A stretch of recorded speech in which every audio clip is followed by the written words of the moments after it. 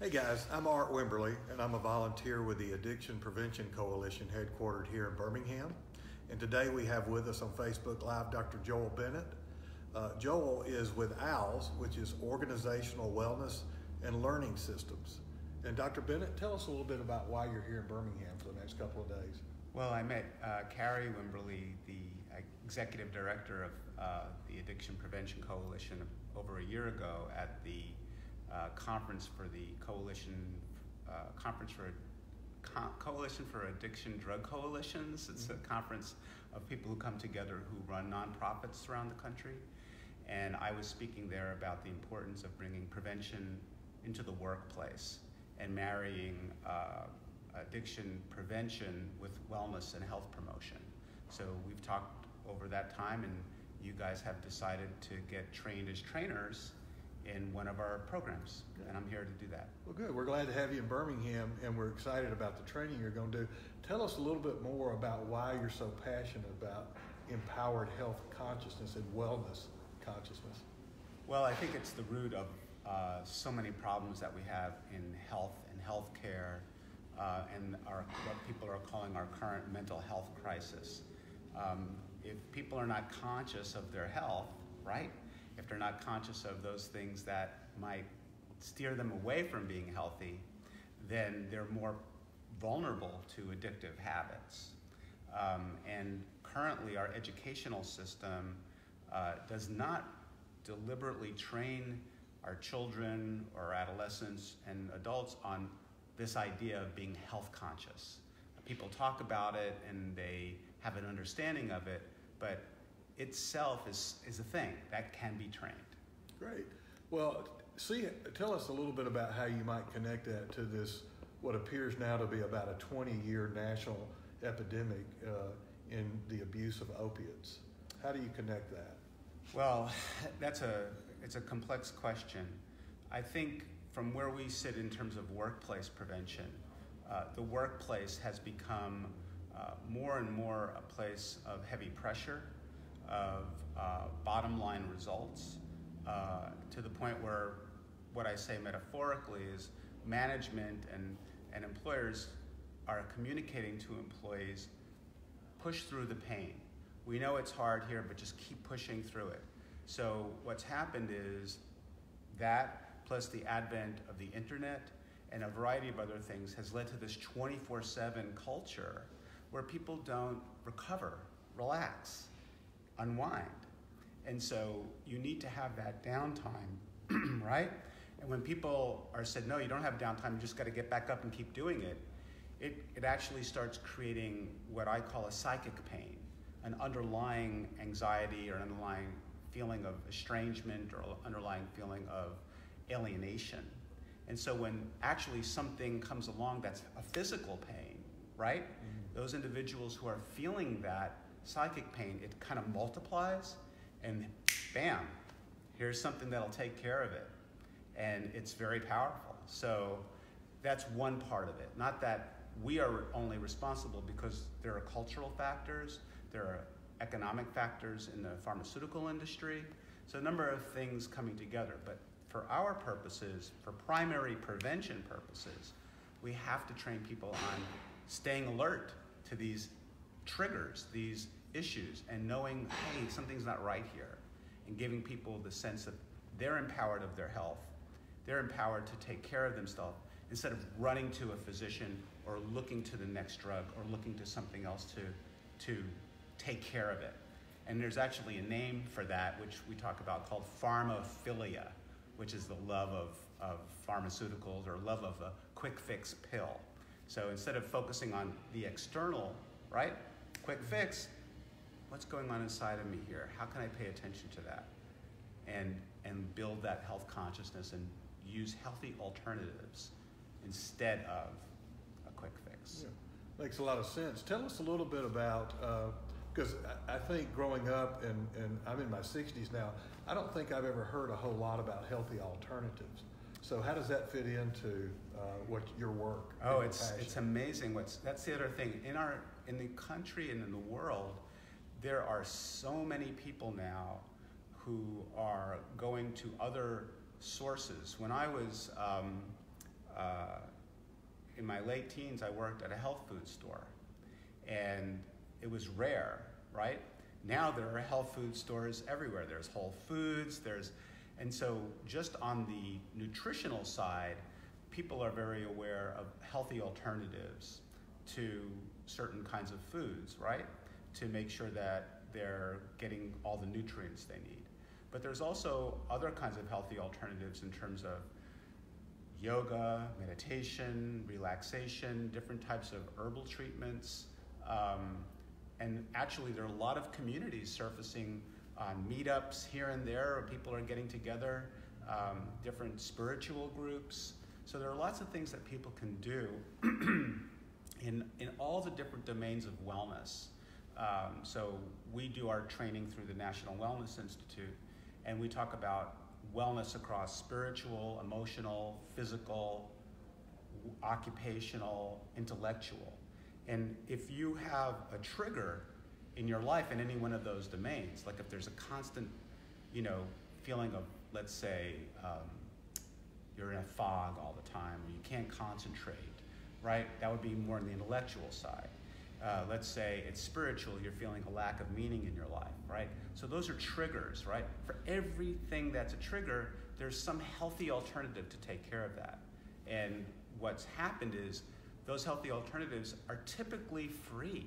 They don't necessarily require an advanced medical regimen. So what we're talking about here is primary prevention, lifestyle, getting together with others, and paying attention to your own response and reaction. So healthy alternatives are everywhere. I'm sure you probably do you walk? What do you do for your? Yeah, take a nice long walk several times a week. Yeah. That's a simple example. Yeah. Resiliency or resilience is a big buzzword now. Yes.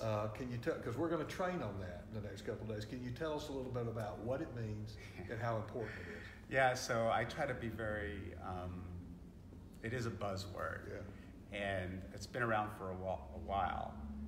I like to say it's either a landing pad, resilience is either a landing pad for trauma or a launching pad for thriving. Very often, resilience is only looked at as the bounce back. And that's a very limited, narrow view. It all depends on how you work it, right? The fact is that we all have what I call raw coping power. We all have, as human beings, throughout the history of humanity, this deep, abiding, what you want to call, it's not just a survival instinct, but the ability to take the significant adversity that we face as individuals, as tribes, as communities, and transform that. You'll notice that during very difficult crises, people band together. And you're like, well, why are they banding together only after the crisis, right? Well, that's innate in our human genome.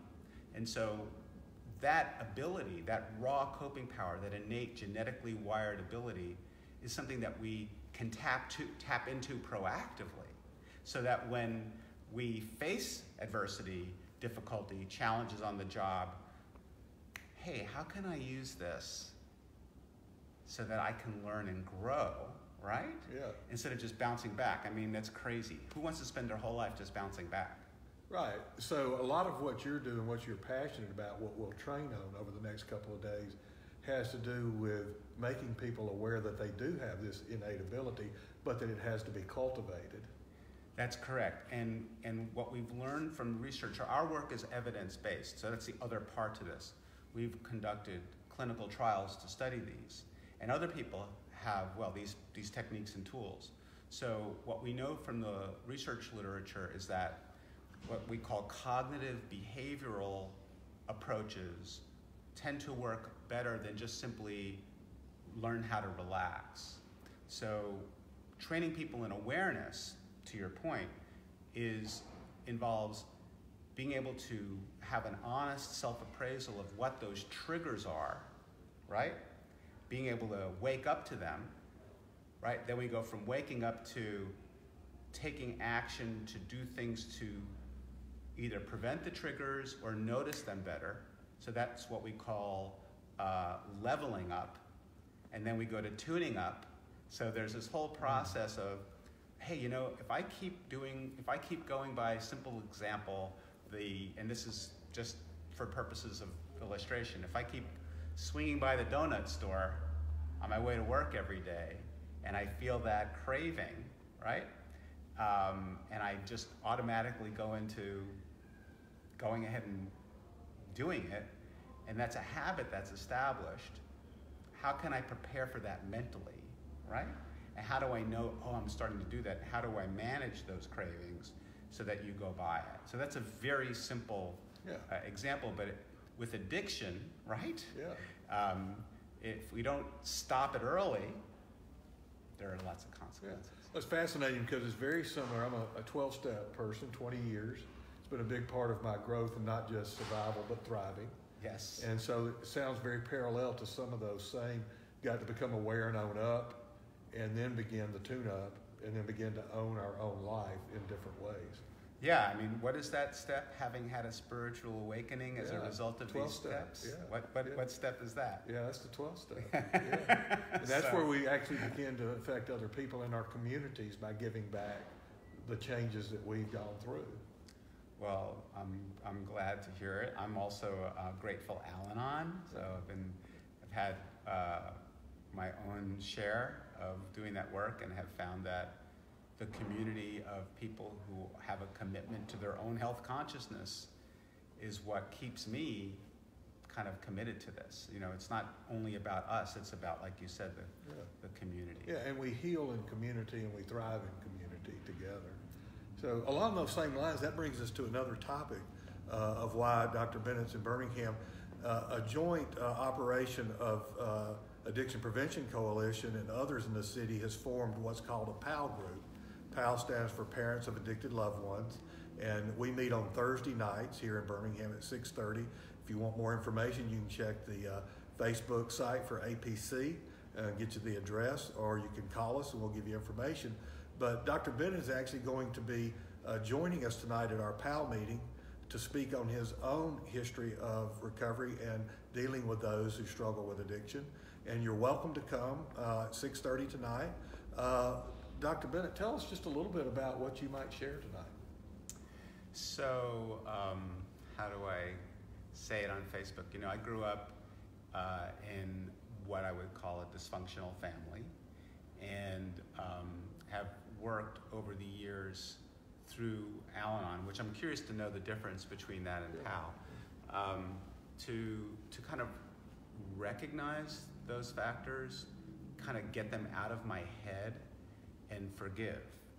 And I will say that to kind of tie it together, many people talk about resilience as a buzzword, but I will say that in our lives, when we can reconciliation, redemption, those are the heart of resilience. So I'll be talking about reconciliation, right?